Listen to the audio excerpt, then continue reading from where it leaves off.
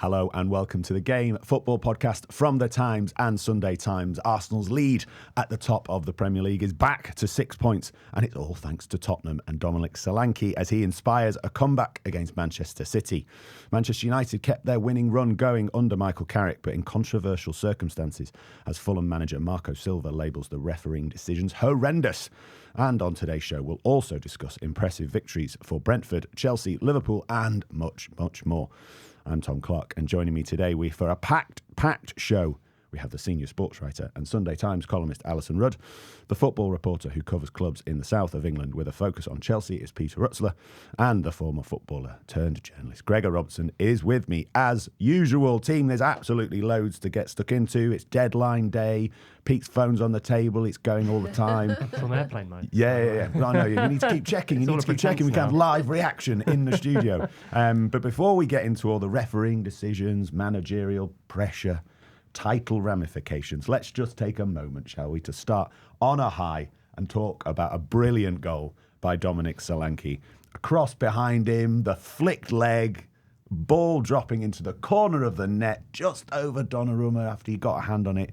Magical stuff, Alyson. You were there to watch it. Wasn't it wonderful? Yeah, no, real time, you think, what did he do there? What did he actually do there? And then, like the rest of the stadium, because they have massive screens at the Tottenham Hotspur Stadium, the biggest in the world, and they played it again and again, and it was. I'm not sure. I can't remember ever being in a stadium and this happening. They show the goal and everyone goes, "Ooh," and then they show it again. They go, "Ah." It's like that scene in Toy Story when it's the claw. Oh, it's like the claw. amazing. It's like. Yeah. It's like all they wanted, basically, was stop the football. Let's just keep this on repeat. Yeah. Let's just show this again and again and again. And it felt like such a significant moment because it was a thing of beauty, which is what Spurs fans crave and think they have a God-given right to have every 5 minutes.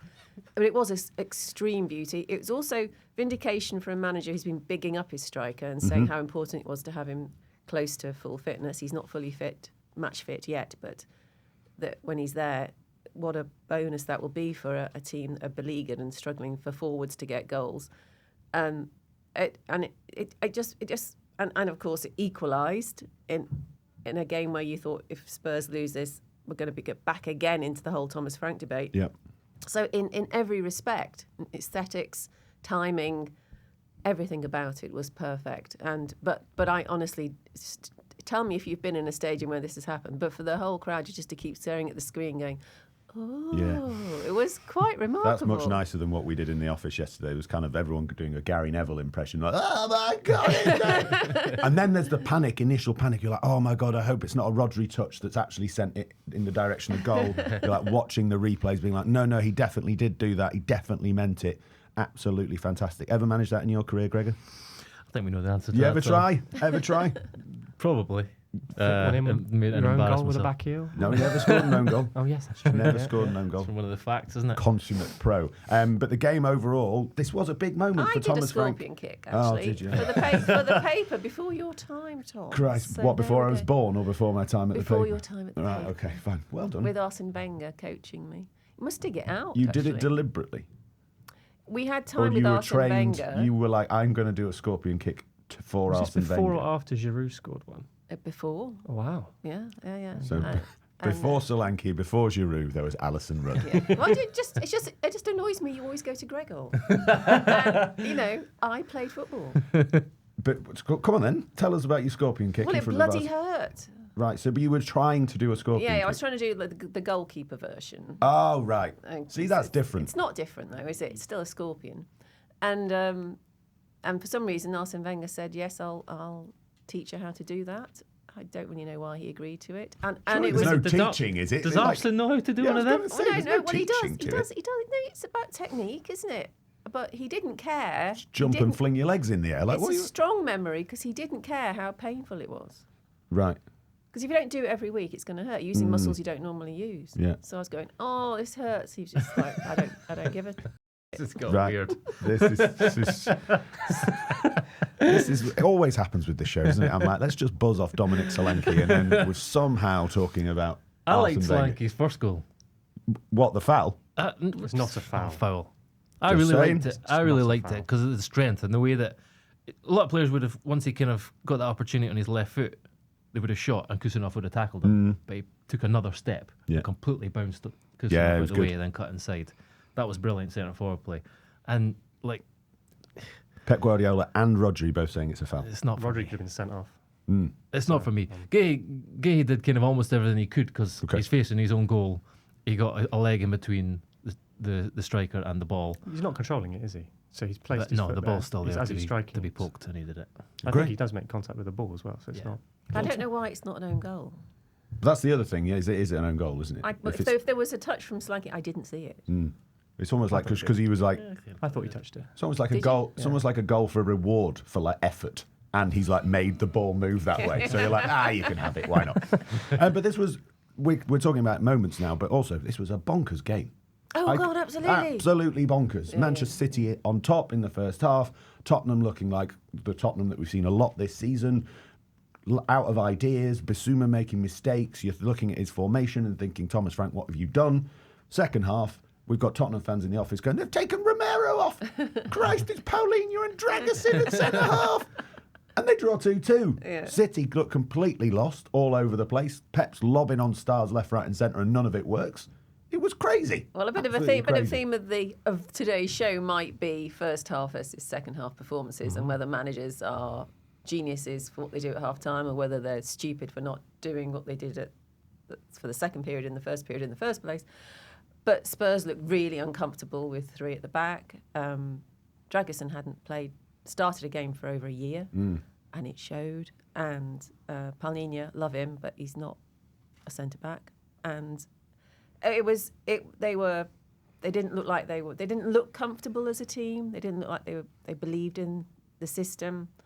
They looked cowed by the fact there were 11 players injured. They had that vibe about them. And City were like, for the first 45 minutes, City were like the best version of City you've ever seen. Yeah. They were utterly relaxed. They glided everywhere. Yeah. Everywhere, all over the pitch. I They think just Spurs glided. made them look like that. Yeah, of course they did. But with hindsight, you think, well, what a mistake for not punishing them further. I mean, there was a couple of good saves, but in fact, one absolutely amazing save from Turkey. But it should have been 3, maybe 4. But it was so one-sided, and yet. And then the weird thing happened, because some people were guessing prior to kick-off that Frank would play a back 4 and have Archie Gray at right back. That's going to look really flimsy, isn't it? But in fact, he did that in the second half, and he looked really good. Yeah, he looked adventurous. He played the whole season there for Leeds. He's a good right back. It looked good. He looked comfortable, and I think that gave a message to the rest of the team. Oh, actually, we're a bit mismatched and patchwork, but let's go for it. And it was just a complete and utter flip. And it's really like chicken and egg. So what came first? The players doing something exciting and positive and the fans getting behind them, or the fans getting behind them and the players doing something exciting and positive. It was really hard to judge because the atmosphere changed every 3 seconds. Sounds like both things can be true. Well, it went from good support to groans, to boos, to good support, to complete silence, utter silence. To complete ecstasy, and we're going to win this game. Exactly. For Spurs, they're caught in this like forever kind of cycle of their, more analysis of the atmosphere in the stadium than the football itself. The performance in that second half, like, Gregor, was remarkable to watch, wasn't it? Alyson was in the stadium describing it there. We were watching it on telly. Like, the way they kind of came back into the game, started being more physical. I thought Xavi Simons as well grew into the game. Absolutely. And even when he got that yellow card, I think, for fouling someone, there was just a bit of like, come on, there was a bit of energy to it. That's all it is. It's just... But it comes back to the old Roy Keane line again. It's easy to do that at 2-0 down. Like, you've nothing to lose. Like, it kind of throws the shackles off. You really, until it threatens to get embarrassing, there is nothing to lose. And it's great, and Spurs responded, but I don't ever give a team that much credit for performing at 2-0 down. I give them credit for actually, enacting a comeback or coming back to win. But for playing well and showing energy and stuff. I don't give a team that much credit for that 2-0 down. I think you're right. I think Siemens is the biggest kind of positive. We're so quick to judge players, aren't we? Like when they arrive, and it's everywhere. Like we could speak about it later. I spoke to Ferdi Karioglu interview, and he said he was injured last season, and the first thing he said was it gave me a chance to get in the gym. Like he said, because he said the biggest difference between the Premier League and anything is, and everyone keeps talking about, is the physicality. Yeah. And he looks like he's kind of got up to speed with that now, and there's no doubt in his technique and his ability. So he's a big positive. Solanke, that's just like transformed. If Siemens is playing well, and Solanke can lead the line, that transforms Spurs' attack. And just quickly on City, like they used to just keep the ball. Like when they had the lead, they just keep the ball. You couldn't get it back from them. Yeah. Like they just don't do that anymore. There's none of that sort of aura, that sense of superiority. It's just gone. Yeah. No, I was just going to say it's not probably a coincidence that we're seeing the best of maybe Florian Wirtz recently, Xavi Simons as well. Both come from the Bundesliga, similar positions. It's just a case of getting up to speed. Yeah. I think that's always been the sense, that it's just trying to get to a level where they can compete. But you're right on City. Like I was just thinking back to the crazy Fulham game, which they won. But they do seem to have this bizarre flaw in them. So messy. Yeah, really untidy. Yeah. Just that ability to hold games, control them. It's almost like, whereas before that sort of relaxed demeanour would lead to total iron grip control, instead it becomes so relaxed they sort of lie down a bit. Yeah. And they're making all these changes, and Bernardo's coming off, Rodri's coming off before he got sent off. I think that was the kind of vibe I got yesterday, as you mentioned there, Pete. But they're throwing on Phil Foden, all these great players. And it just doesn't look like it gets any better. It gets worse, if anything. As I said, we had some Tottenham fans in the office who were all nervously going, we're going to lose this 3-2, we're going to lose this 3-2. And actually, they didn't really look like scoring City. At the end, they were lobbing the ball into the box and things, but not in a City twice. way. They came close twice. But not in a City way of where you're like... You talk about all the, like, if you take off who came off there and Bernardo Silva and Rodri, look at the team. It's almost entirely new in the last 12 months. Like, Ait Nouri at left back, Gehi, Kusanov, Nunez, he's a little bit older, Donnarumma in goal, Cherky, Nico O'Reilly's just come into the team, he's playing in midfield. Yeah. Semenyo, like, okay, I've got Erling Haaland up front still, but that's an entirely new team. They don't have the same, like, swagger. They don't have the same sense of superiority. They don't have the same character. They've lost their personality. They had, like, just such certainty about who they were and their sort of dominance. They had that was them for such a long time. That was the Man City era. It's not as certain anymore, and that's why, from 12 months ago, a rebuild is not straightforward. It's not just there's 500 million, boom. These players either have to develop that, or you have to actually get more hits than misses, because they're not all going to be those big, Sergio Aguero, Vincent Kompany, Kevin De Bruyne. They don't come along every time you spend 50-60 million. So it's not a quick fix for Man City, I don't think. Yeah, and it's also part of the reason Martin Samuel writing on the Times website this morning that Arsenal have got nothing to worry about when you watch games like this. The title really should be theirs. They're the only team and people that could worry about it when you watch this game, because you're like, City if they keep playing like this, they're not going to string enough wins together, are they, to kind of really challenge them at the top of the table? No, I think it'll still peak and trough. I think they'll go on. It was over the festive period we were saying, they look good again. Pep looks full of energy. I think, but that's what I mean. You just don't trust them in the same way. I think there will be ups and downs, and that won't be enough for them to come close. And as I said, I think there's a good chance Man United might finish second. Slightly different as well, isn't it? Because he has sort of lent into the physicality of the Premier League. If you look at the profiles of players that have come in, even just looking at the team, obviously Donnarumma in goal, and then you've got Kusanov. Like there is a slightly different profile that doesn't maybe allow the same control that we're used to in City.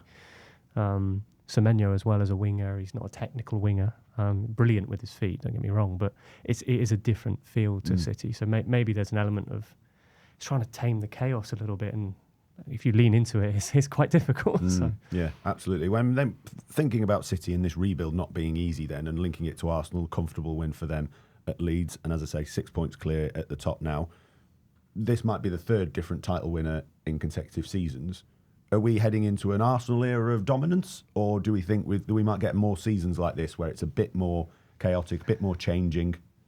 I think we can just look and sound stupid for like foretelling eras of dominance because we thought Liverpool were having an era of dominance. And football surprises you. You can spend 450 million quid and end up like they are now. So I wouldn't say I wouldn't want to be bold enough to predict that for Arsenal. I'd say that like Man City will continue to invest until their case is resolved. Like, that's still a cloud there. Absolutely. Yeah. And what happens post Pep Guardiola is really interesting too. What effect that has. Aston Villa are still trying to take that next step and fighting against financial rules. Man United, every year we say Man United can't be this bad again, and they are, other than something crazy happens and they look like they're better again. So yeah, it's hard to predict. All you can say is Arsenal are head and shoulders the best team. This is sort of the Arsenal era in a way, isn't it? I know they finished second in the last couple of seasons, but they are the most consistent team over the last few years. They don't have the trophies to show for it. Maybe they'll get one this year, but I suppose you're kind of right, although it's kind of a hypothetical, isn't it? Yeah. Which is what Liam Rossini said to me the other day when I tried to ask him about Cole Palmer. He said, you're asking hypotheticals. Like, well, it's kind of the job sometimes. Yeah, absolutely. Well, you mentioned Manchester United there, Gregor. Let's bring in United and another win for Michael Carrick, third on the spin. Another game with great goals and some controversy. I want to start with the controversy. Marco Silva labelling those decisions, particularly around Manchester United's first goal, as horrendous. I've got to say, it was one of those where when the penalty was initially given, everyone in the office went, that's not a penalty. He definitely won the ball. But then what do you make, Gregor, about the decision to then bring it back for the free kick for the initial shirt pull? Marco Silva suggesting that they're kind of just making it up as they go along, maybe to make themselves not look so stupid for giving the decision in the first place. Well, yeah, there have been a couple of cases where you think, this weekend, where you think this is literally what VAR was not supposed to do. It's re-refereeing the game. But when you hear that the referee apparently gave the penalty for the shirt pull, which he thought went into the box, then that changes the whole outcome, like the avenues down which the referee can go in taking the next decision. It's not a case of, okay, he thought he fouled him with his foot. I'm wrong about that. We'll take it back to the shirt pull for a free kick. It's changing the shirt pull decision from inside the box to outside the box, and that provides a way for the decision to be correct, even if you don't like it, which clearly Fulham didn't. Also distracts from the fact that they have to defend the free kick, which is also a key part of it. But I kind of also have, obviously, covered a lot of Fulham. I do have sympathy for them. They've had more goals ruled out than anyone else. I thought he'd be more upset with the Chukwueze offside, I think, for the goal. Yeah, which again, in years gone by, would not have been offside. But also because you think back to the Florian Wirtz one at Craven Cottage, where we had this 3-minute delay, and then it was given him that the line was, there's 5 centimetres of tolerance. There wasn't 5 centimetres of tolerance there. No. So, I mean, there's a lot of unhappiness at Fulham, particularly with They're going to have to release the audio of the VAR discussion. God, it's just further down the rabbit hole. No, but I think Marco Silva has a very good point. Yeah. And also, you're not allowed to give a decision that's just a free kick decision because of VAR. It's against what VAR was brought in for. I can understand completely why he's livid. It should have been a goal kick or a corner. It should not have been. It should not. Free kicks have nothing to do with VAR. Well, by the laws of the game and the sort of directives of VAR, this was correct, but you have to take John Brooks and what happened at Stockley Park at their word that he was given the penalty for the shirt pull and not the tackle. That's the important sort of point to make. But I just hate that we're having these conversations all the time, and that sorry. No, we have to have it. We have to have it because it's a nonsense. And every weekend, you just have delays as well. You're just going, oh God. The Villa ones this weekend, which it was 19 seconds, and that was the same phase. And I think it's correct. It's just why does that take so long? Well, it's also you looked and you're watching and going, that's out. But then even in the game this morning, Peter Walton saying, well, if you can't definitely be sure it's out, you're re-refereeing a situation that happened quite a long way back. That no one called at the time. Just don't like the fact you're allowed to cancel or chop off a goal for something that happened 19 seconds ago. I just don't like whatever the eventuality. I think that's bad for the game. I've said it before. I think for me, the benefits of VAR are like no way outweigh the damage it's doing to the game. Now we're on YouTube consistently. I think you need a T-shirt, don't you? VAR out. Just wear it all the time. That can be part of your kind of subtle campaign. I still think there's still a place. It used to be quite rare people saying that. I think there's more and more people now who are coming over to that line. There's definitely an implementation thing. There's the gripe I have with it is the way that it's applied a lens to a rule book that's designed to be grey. Like it's intrinsically grey. There are so many subjective aspects to the laws of the game. Handball, for instance, we're in a total mess over. And a lot of that is to do with VAR, when in reality, if you're a referee, you should be able to assess, when you're there, the circumstances of the handball. Have they given themselves a massive advantage? Yeah, I mean, Nico Williams, really, 50-50, whether that was handball or not. It was good, or even possibly thinking that VAR affected his reaction. Yeah. He was going to start going down like he'd hurt his head or something. He went, actually, this is a waste of time. Fantastic. A very poetic description of VAR, that wasn't it, from Peter Rutzler. The other day we had a mirage of jeopardy, and then we had, putting a lens on a rule book that's meant to be black and white. It's actually grey. Lovely stuff. But it's very true. Nice I can tell you're listening to a Times podcast, can't you? I still think there is a place for it, because No, there are some extremely terrible mistakes that actually I'm trying just Josh, because we're talking about Fulham, so Josh King's one's coming to mind, which was fine until VAR gets involved, but percentage wise it clearly improves the number of correct decisions. No, I have a problem with that too, because it's all decided by a key match incident panel, and a lot of them are subjective, but then it goes down in the sort of annals of history as this many decisions were right or like corrected by VAR. Yeah, I don't disagree with that, because that goes back to my previous point that it's all subjective anyway. But there are moments. No, hang on. Look, the VAR came in because to stop, horrendous mistakes, right? Like your but there are very Henry few Ireland horrendous mistakes, and there are a hell of a lot of marginal decisions. Correct. That if you're watching a football match where there is no VAR, everyone moves on very fast, really quickly. Well, as a human, your brain adapts to it perfectly, and you realise life is sweeter. I think we should give humans more credit. I think we should say that the linesmen and assistant referees are actually really good at the job. The referees, like broadly speaking, are good at their jobs. And actually, I think now you could give fans like the benefit of the doubt and say, if we took it away, they would be able to accept it. Premier League fans in the modern day era on YouTube. So. I think you could, if you just being angry about stuff, no chance. Surely not. Social media. This is a disgrace. Get it out. Park social media. You can shout into the wind all you want, but the fans at the stadium. We do it every week. Fans at the stadium, and actually, when everyone just accepts it, fans more generally, I think, would accept that VAR. Fans in the ground would, but you're never ground. changing the digital aspect. With VAR, without VAR, you're going to get your siloed but conspiracies. But it's being amplified by VAR. So yes, and it's not as if every VAR decision everyone goes, "Oh, thank goodness for VAR, we've got it right now." People you still analyse it again. Yeah. My favourite thing about working with football journalists is how they always never want to speak about VAR, but are very, very good at it. Absolutely, that's a key thing of being a football journalist. Let's come back to the football then, because I think the other reason why Marco Silva and Fulham fans would be rightly angry about this game is that they played brilliantly. They were excellent. They're bloody good, Fulham, aren't they? More shots, more corners. Got to be one of the most underrated teams in the Premier League in terms and of underrated coach as well. Yeah, absolutely is fantastic. He underrated? Yeah, I think he most is. people. I think Most he- people. I think In terms he's of the conversations we have, Not on this podcast, he's No, not underrated that's 'cause- because we have Alyson Rudd here with us, who's part, as well as being But a if you Thomas Frank take fan the general club, you're also the conversation, Marco Silva fan club. general football conversations, we always talk about Alba Glasner, Yeah, Iraola, Iraola. Thomas Frank.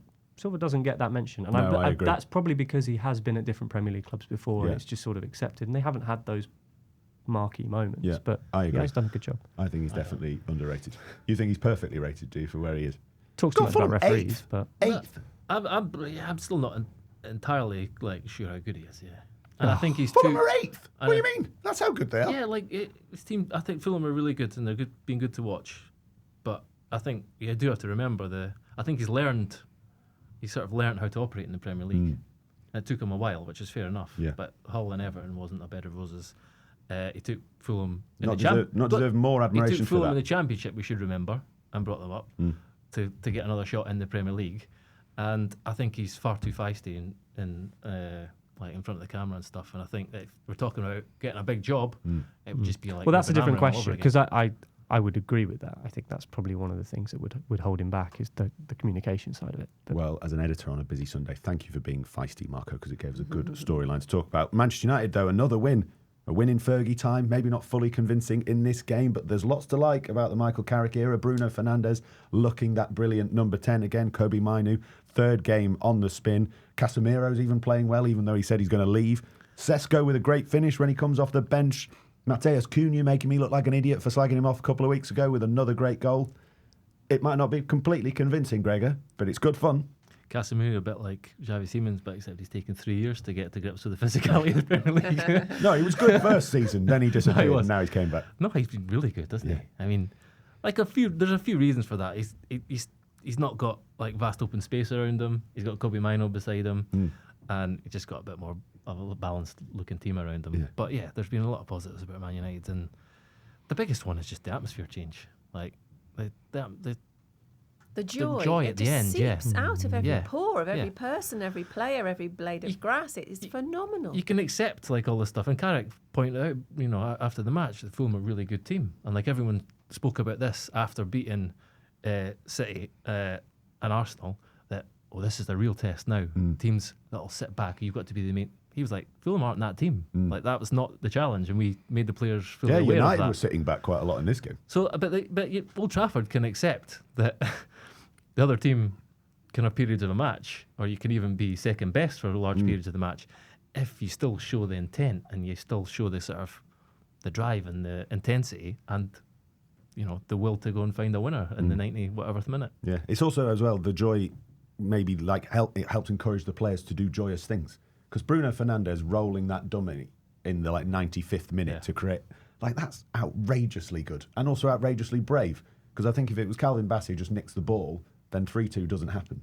Yeah. And just having Fernandes in that position to do those things is quite simple, isn't it, really? But Man United fans must be looking at it and thinking Ruben Amorim is like a bad dream. Because you just look at it and you're like, well, this all makes sense. Martinez, Maguire, you've got Dalot, Luke Shaw, 2 midfielders, Bruno up there, attackers. Brilliant. This all makes sense. But I think that's probably the biggest criticism of Amorim, aside from all the tactical stuff, which I didn't necessarily agree with, but in terms of atmosphere and just sucking the soul out of the place, that's what happens if there is that constant negative reinforcement about the team, because it's a confidence game. Like Dorgu's such a good example. I know he's injured, but amazing when he scores that goal against Newcastle. The transformation from this sort of timid, could he be all right left back to this guy's unbelievably good, But that's the difference. And then you get Fernandes who's doing that in those areas. Fernandes, I'm sure, will be fine anyway and probably would consider doing it any time. But that's a mood shift. And whether that's sustainable, will we get carried away with, sort of the Man United train? Oh my God, here we go. That's the catchphrase. Can't get carried away. But that in the short term, that for me anyway is such a massive. But with this uncertainty of the season, they've got to be looking good for the Champions League. Yeah, but hang on. We were all at fault because we're all part of this. There were times when Amorim would say things like, it's the worst Man United team ever. And people like us would say, well, he's right, isn't he? And so but we can say he's right. He doesn't have to say himself. No, exactly. But the thing is, of all the people, there's one person in the world you don't want saying that. It is the manager. That's all you have to do as the manager of Man United, is go in, and that's the bit that you ignore. Out that it might not be this bit you ignore. that constructive for the manager to be saying that, like when Amorim said it. Yeah, there's so many examples of them too. It became remarkable. Like that's the point. Dorgu, the fact is, he said you can feel the anxiety every time he touches the ball. Like, what do you think that does to a player? Yeah. When your manager's saying that, and you're not even in the team. Yeah. Anyway, we said we didn't want to talk about VAR. How long did that. Now we're punting Ruben Amorim about 6 weeks after he's left. How long can we keep going about Amorim? Yeah, probably for the rest of the season if Manchester United keep climbing the table under Michael Carrick playing 4-2-3-1 and looking really good. What's the stat? Three games on the trot for Carrick when he's barely got out of bed, and Amorim took him for amazing. What happened once, 12 months or something. But they're in fourth, 41 points, 5 points behind Aston Villa, who were beaten at home by Brentford. A brilliant Brentford performance, down to 10 men, 7th. Keith Andrews, manager of the season. It's obviously Arteta if they win the league, but he's got a case, hasn't he? A huge case. Amazing story. Yeah. Alyson, you talk about moments when we said things that turned out to be nonsense. We all were casting doubt over Keith Andrews at the start of the season. This was amazing. I hold my hand up. I just didn't think Thomas Frank going and his closest all coaching his staff going and his as best well. players and his best players. Okay, and knowing that Andrews was not first choice. And Amorim Andrews in stark contrast to Amorim exuded positivity throughout. Pure vibes. And from the very, very first press conference which I was at, he the calm with him sitting there and talking about how good the team are and actually not knowing how good they could be, things like that. You're like, come on, mate, you still just lost all your goals, your captain. Like, this is remarkable. Like, and the balls of Brentford to do it, but that probably does transmit to the players. Yeah. I interviewed him and I said the players probably had a bit of a, surely they must have had doubts as well about you. Like, you're the set piece coach. He's like, yeah, they probably did, but then it's up to me to be good and show them that. It's probably why they then can keep a clean sheet against Aston Villa with 10 men for so long, because you were watching that game and Villa were just, Morgan Rogers, bless him, was getting the ball every 2 minutes and going, I'm going to shoot because I'm Morgan Rogers and I score great goals all the time. It doesn't quite work like that all the time, Morgan, but it was an absolutely amazing performance from Brentford to keep that clean sheet. No, it's just Villa really hurt by injuries, aren't they? Yeah. Midfield, no McGinn.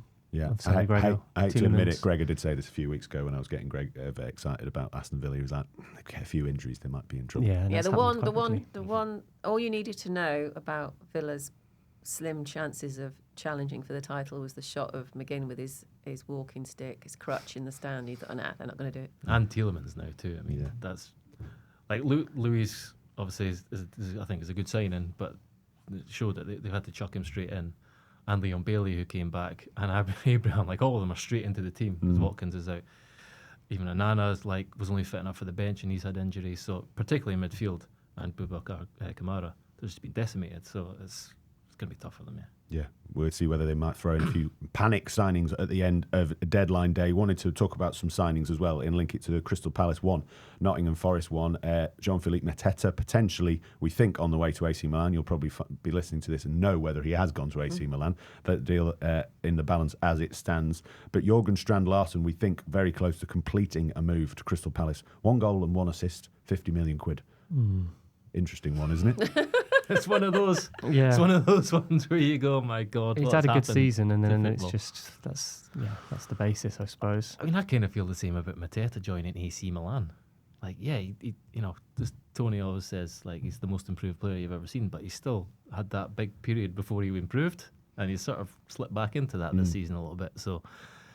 Yeah, it's another head scratcher for me. Like, I hope he does well, but but Strand Larsen, potential. He's shown glimpses at Wolves. This is also an interesting one. He could have gone for even more money in the summer. Newcastle, we believe, were looking at him and things like going for around 45 to 50 million pounds now to Crystal Palace. Interesting move because you're stepping into a massive unknown with Palace. Obviously, Glasner's going, but just the way the squad looks now. I mean, it's so different. You don't, to commit. It makes it very difficult. Recruitment becomes very, very difficult if you don't know what the coach will be. Yeah.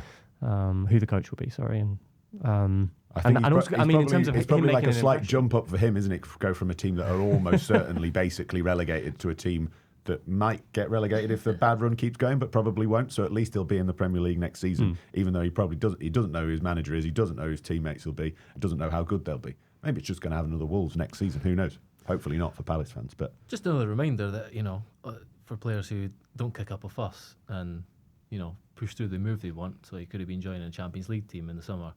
He's now looking at teams battling relegation.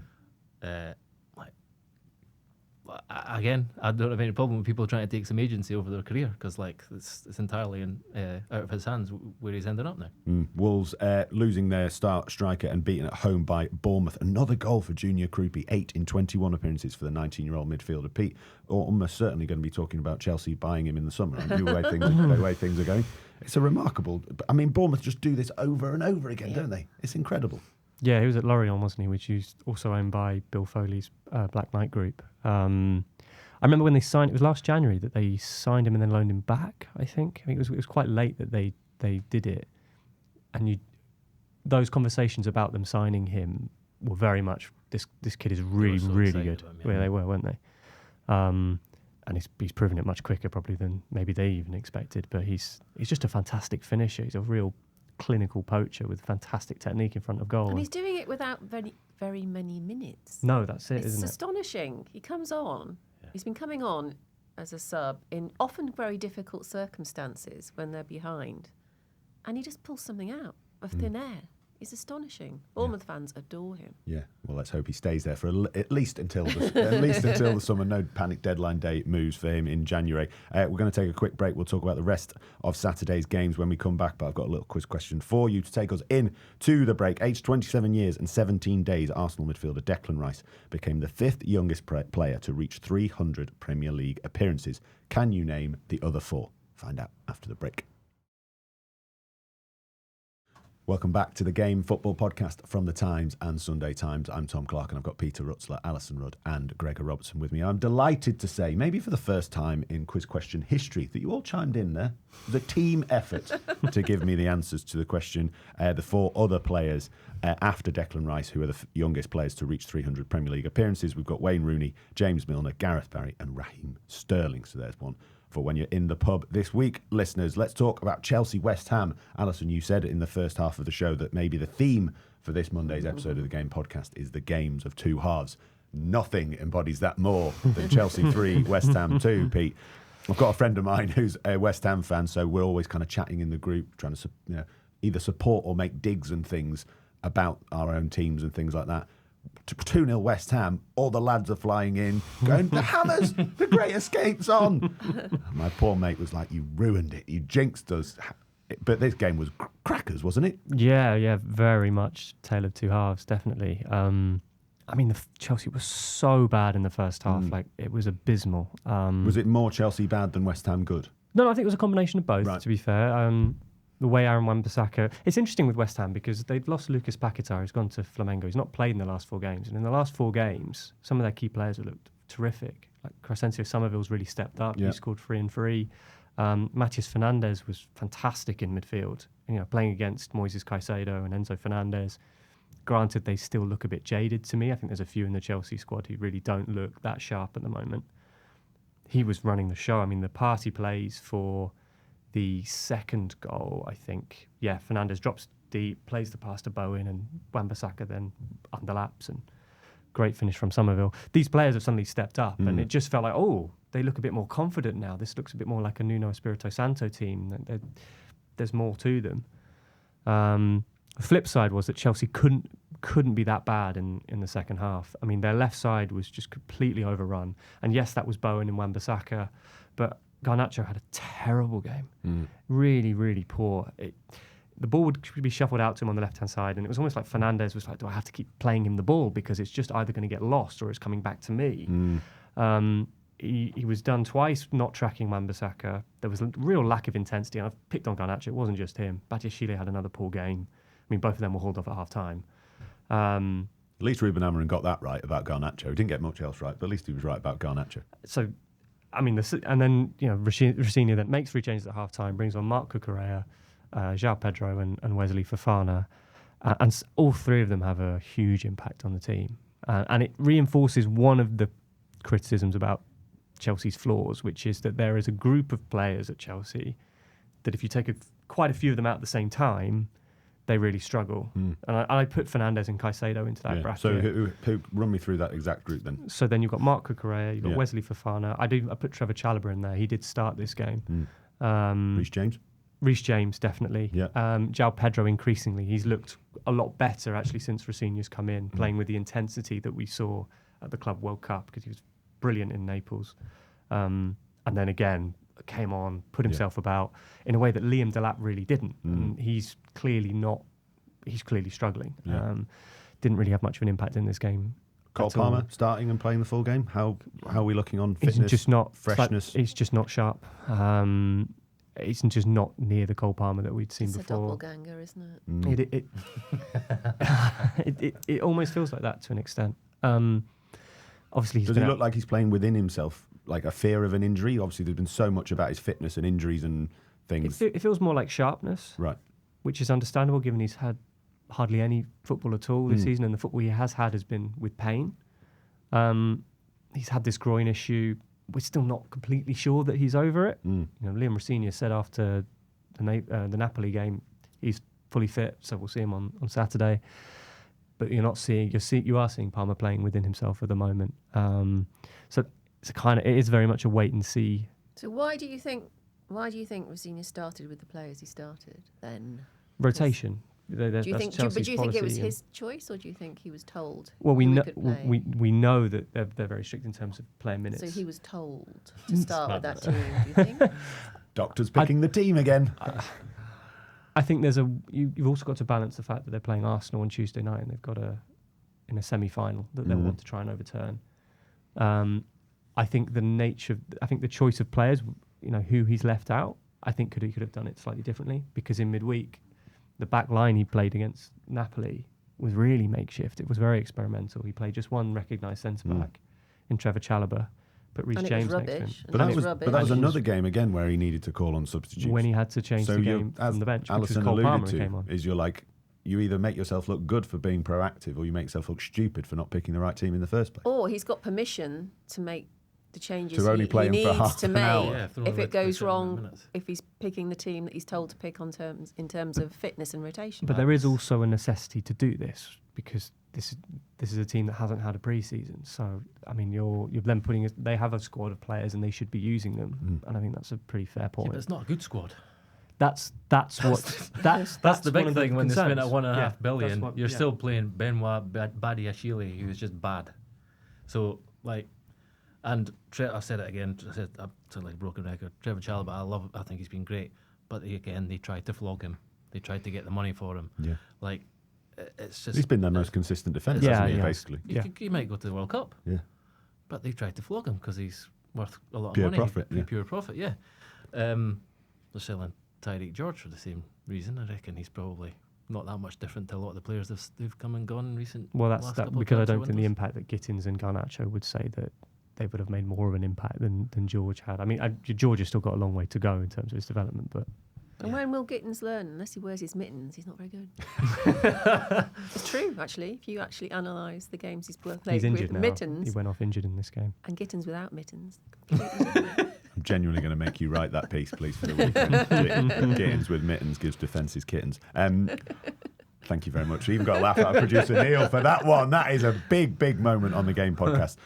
So, where are we going with Liam Rossigny? Who knows, Tom? No, where are we going with Rossigny? I don't They've 6 wins out of 7. He needed a good start. I mean, the fixtures have not been too difficult. I think Napoli in midweek was really important. I think the nature of this game can also be important.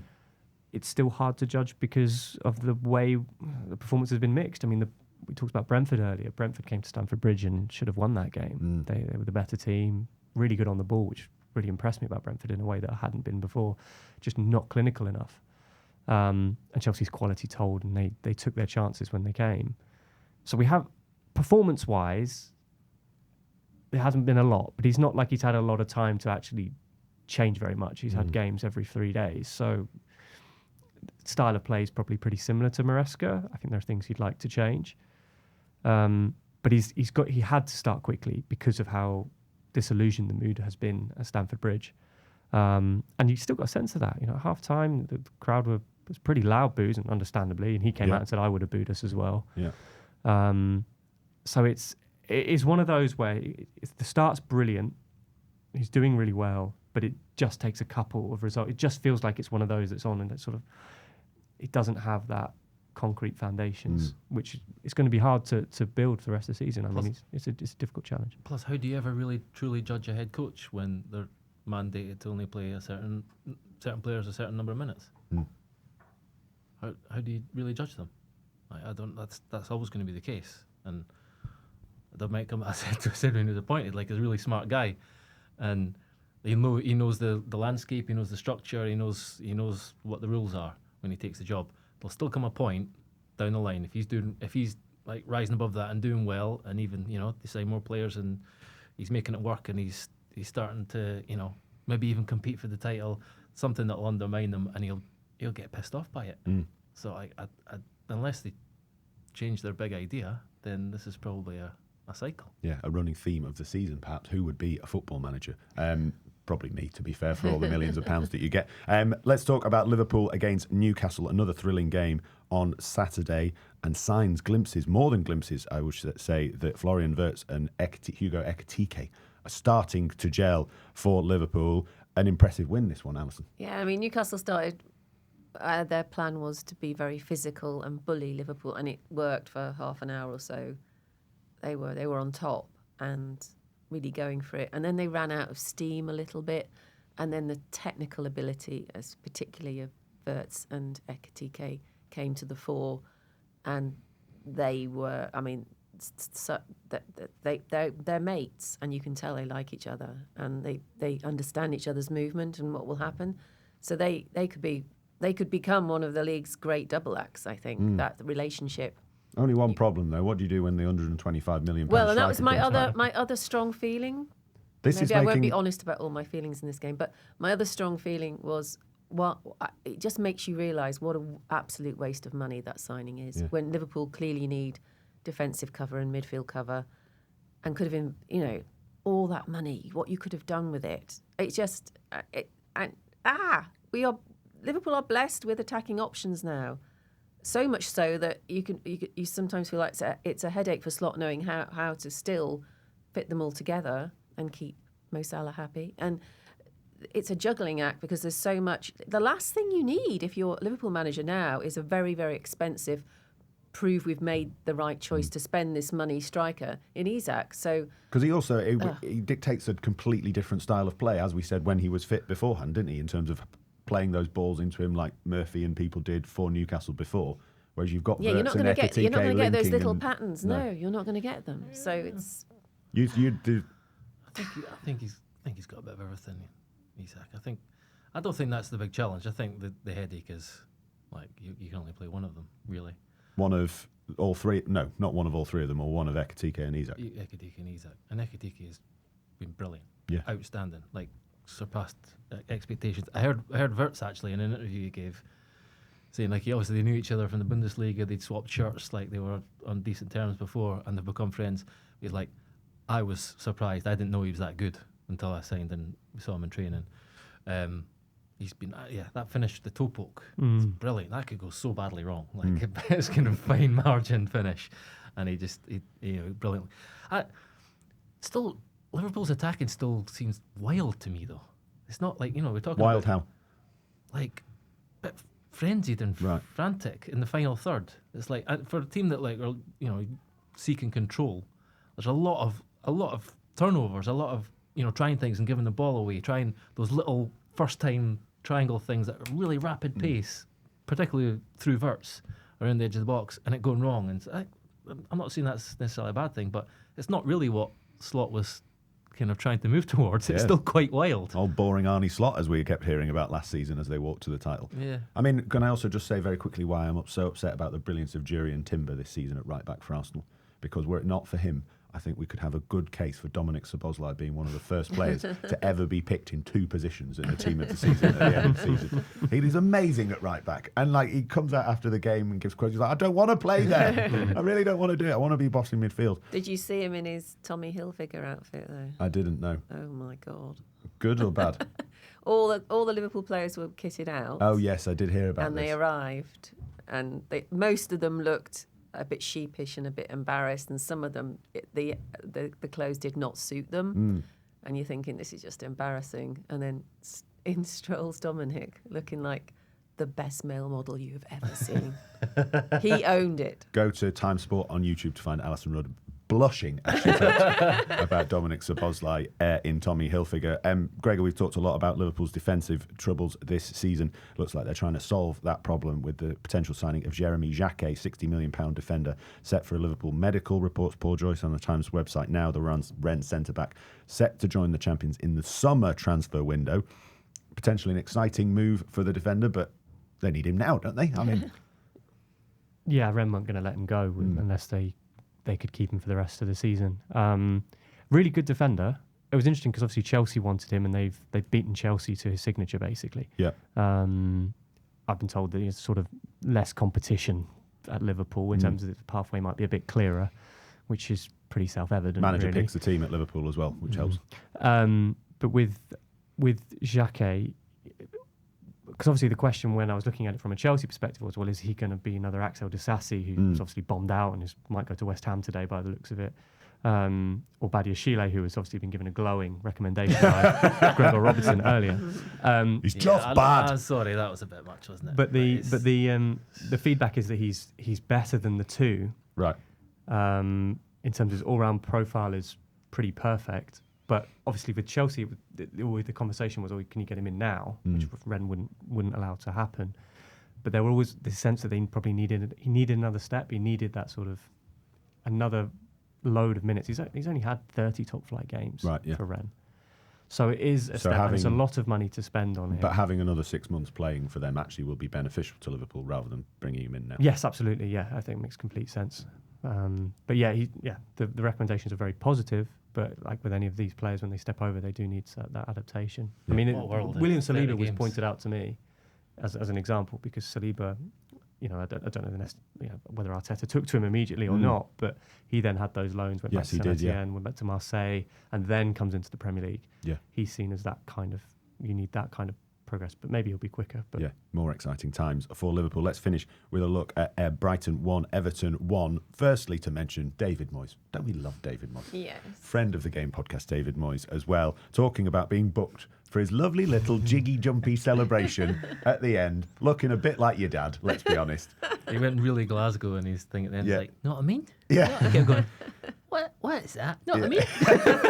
Well, these were his comments after the game, talking about how ludicrous it is that he was booked for his celebrating his team 97th minute equaliser. He says, "We're killing it. The managers can't come out of their technical area to celebrate a goal, knee sliding, do things which give you people, the media, quite a bit to talk about." Asked if he would do it again, Moyes replies, "I bloody will do it again." Actually, if I'd been a bit more mobile, I might have done a knee slide. That would have only got me a yellow card as well, so I might as well have gone the whole hog. I mean, he's not wrong, is he? Talk about a killjoy. The referee, the officials are going, "Excuse me, David, that's a yellow card, The I'm afraid." interpretation of the rules is completely wrong. So you get managers like Arteta who encroach out of their technical area, and that actually has an impact on the game and on the refereeing of the game and on the vibe of the team. It's actually breaching the laws of the game, and that should be booked more often. I think he's been booked once for it.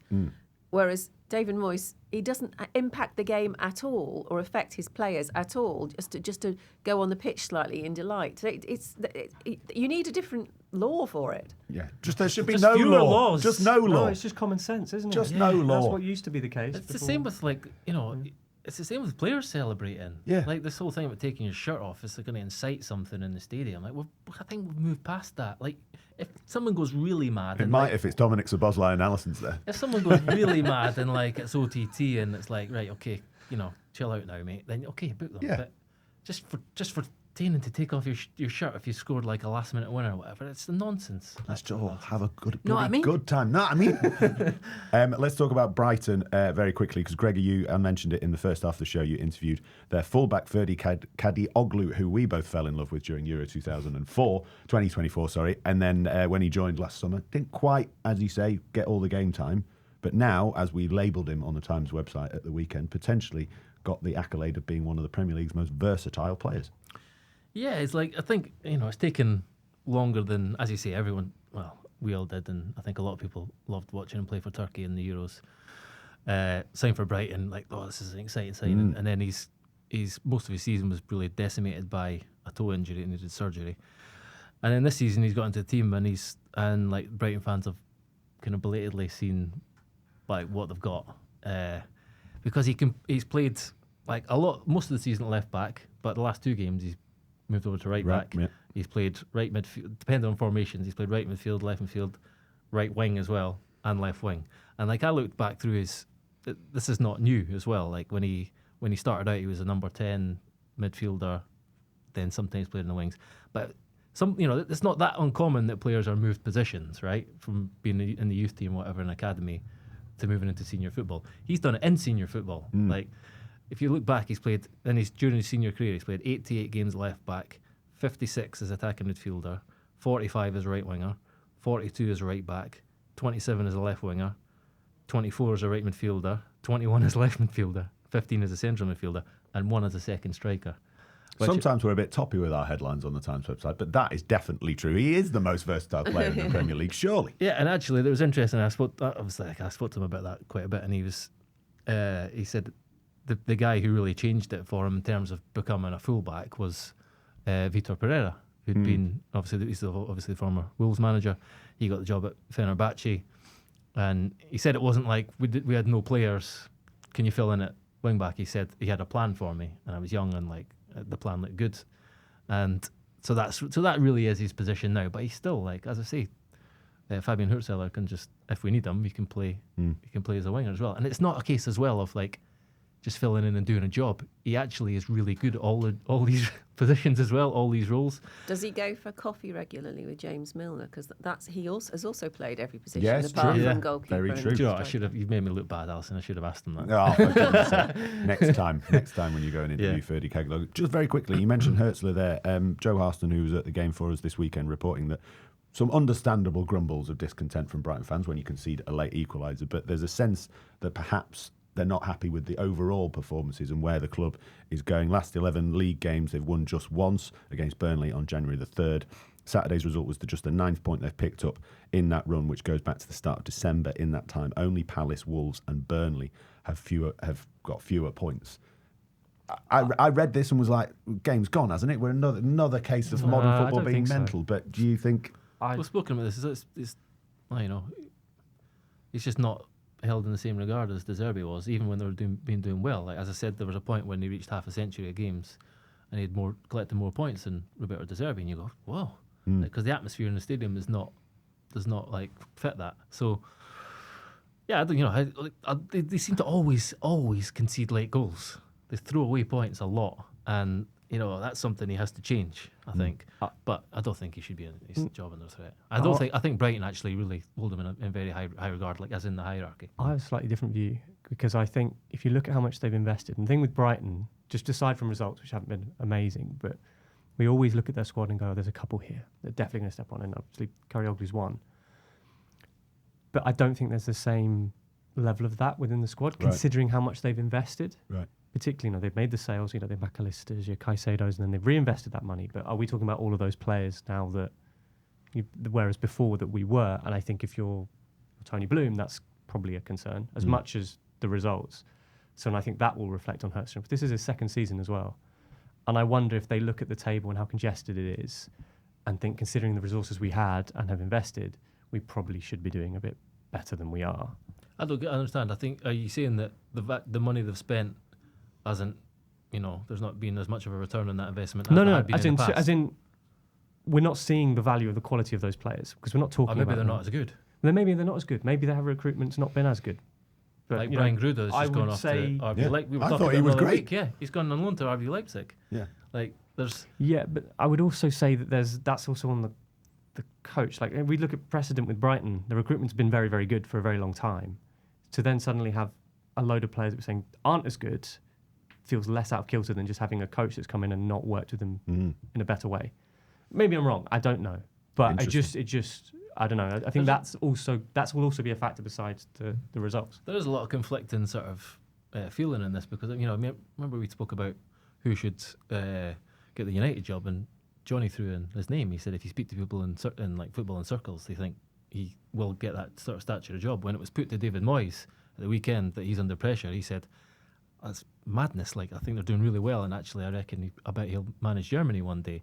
So there's clearly a bit of a polarised... He's got 60 years to learn. He's so bloody young, isn't he? Still only 32. Yeah, absolutely remarkable. Really interesting debate on that one. Brighton fans, get in touch with me, tom.clarke@thetimes.co.uk. We'll have to leave it there. Peter Rutzler, Alyson Rudd and Gregor Robertson, thank you very much for joining me. Thank you too for listening. Me and Gregor will be back with an EFL Extra show, and then we'll be back with the regular show on Thursday. See you then.